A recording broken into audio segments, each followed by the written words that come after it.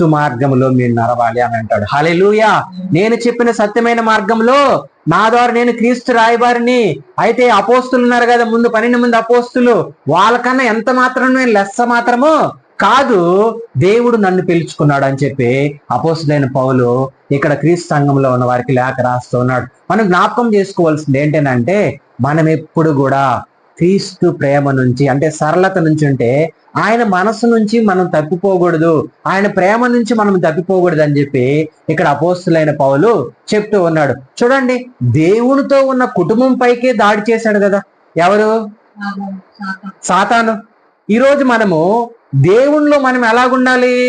బలమైన సాధనములుగా ఉండాలి. మనం బలహీనమైన అనుకోండి, సాతానుడు ఏం చేస్తాడు? చొరబడతాయి ఎవరి ద్వారా ఒకరి ద్వారా. ఈరోజు అనేక కుటుంబాలు రోడ్డును పడిపోవడానికి కారణం ఏంటి? దేవునికి దూరం అయిపోయి లోకంలో లోకాశల్లో పడిపోవటం. అదే విధంగా యవనస్తులు